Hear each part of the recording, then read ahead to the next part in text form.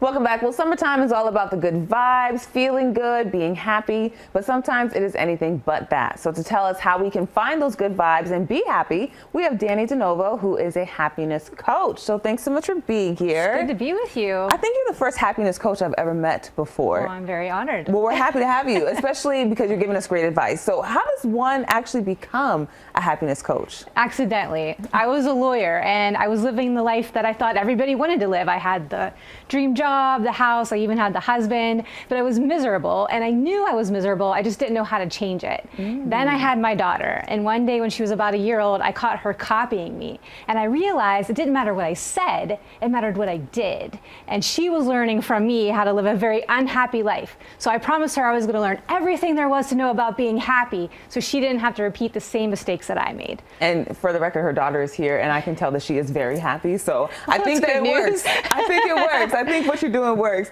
So one thing that people might not think about is summertime can be very anxiety inducing for some people. Why is that? Well, it's the summer vacation, right? And it's because you're never present in the moment. You're always worried about what's the next thing. I have to hurry up and get on the flight. Then I have to hurry up and get off the flight, make the connection, or I got to go here. I've got to get the rental car. Maybe it's with the kids, so I'm worried about, okay, well, I got them to the beach, but now I got to worry about lunchtime and what are we going to do for dinner, right? You're always worried about the next thing. And happiness and the momentum of life doesn't live in the future. It lives in the right now. You want to ride that wave right now. You don't want to be behind the wave. You don't want to be ahead of the wave, just right on top of it. So if you can kind of learn to pull that back and just sort of center yourself on what's going on right in front of you, you can really decrease that anxiety level. So that was my next question. So how do we pull ourselves back to the present? Well, I believe that if you can cultivate patience, you can cultivate happiness. And you can really build patience like you build a muscle, like going to the gym. There's some things that I do every day or just in my lifestyle to help me do that.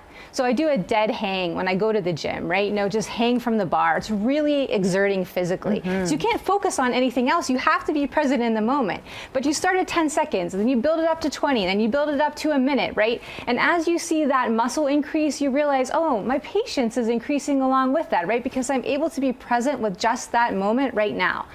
You're at a red light. Stop. Take a deep breath. Center yourself a little bit.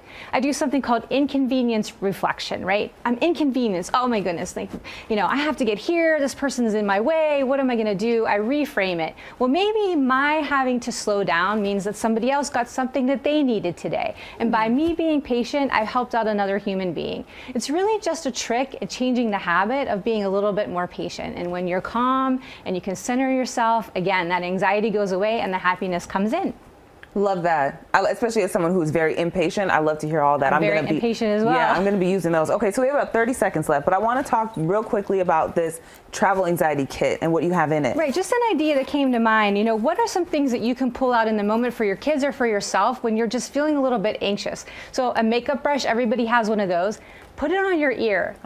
So research shows this tactile stimulation of your outer ear, it activates your vagus nerve, which induces your calming system, and it just calms you down. Some other things, some scents. I have lavender.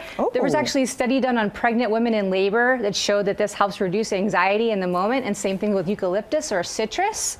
And I like to carry around stones, right? Even if you don't believe in crystals, just the ability of moving it around, that tactile stimulation again, right? Same thing as a massage. Picks up those neurotransmitters and those happiness hormones, decreases cortisol, and there you go, you're already calm. Love it. Danny, some great tips here. Thank you so much for that. And all her handles are on the screen right there right now. And we'll be right back.